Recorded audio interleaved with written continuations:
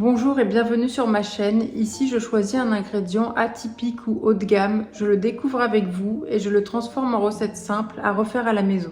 Aujourd'hui, j'ai choisi un ingrédient dont vous avez peut-être déjà entendu parler et c'est le sucre de coco. Celui-ci vient d'Indonésie, mais j'ai vu qu'il était aussi produit en Thaïlande ou dans les Philippines. Il est élaboré à partir de sève de fleurs de cocotier. Une fois que celle-ci a été récoltée, on la fait cuire jusqu'à obtenir une pâte, puis on malaxe cette pâte jusqu'à obtenir des granules qu'on laisse ensuite sécher. Je ne l'ai encore jamais goûté. Apparemment, il n'a pas du tout le goût de noix de coco, mais il aurait un petit goût caramélisé qui est dû à sa méthode de fabrication. Il est beaucoup plus intéressant nutritionnellement que le sucre blanc qu'on achète en supermarché, qui lui ne contient que des calories vides. Au contraire, le sucre coco contient des vitamines et des minéraux, de la vitamine C, du fer, du zinc, du potassium et également du magnésium. Il aurait aussi un indice glycémique plus bas. Je pense que vous pouvez très facilement le trouver en épicerie bio.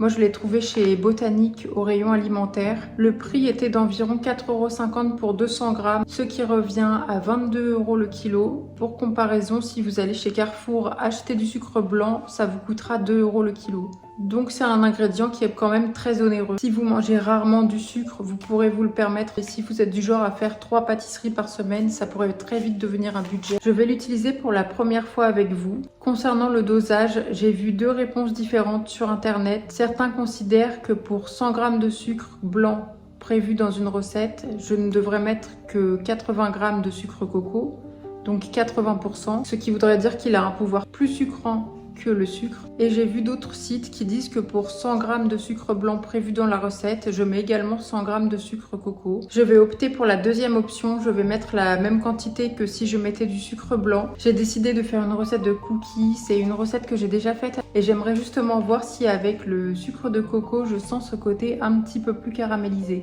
Je vais faire un cookie à l'unité, car l'idée c'est vraiment d'avoir un aperçu du goût du sucre de coco. Donc je prépare une recette avec de très petites quantités. On commence par faire fondre 20 g de beurre et on ajoute 2 cuillères à soupe de sucre de coco. J'en profite pour vous montrer la texture du sucre de coco. Je le trouve moins fluide que le sucre qu'on trouve au supermarché. Il forme de petits blocs de sucre assez durs. On mélange bien. Puis on ajoute 5 cuillères à soupe de farine.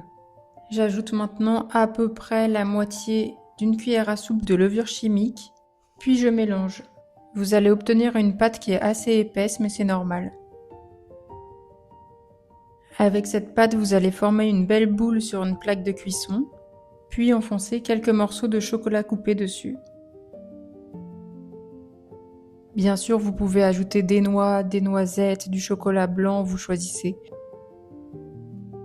On peut maintenant enfourner le cookie dans un four préchauffé à 180 degrés pendant 15 minutes.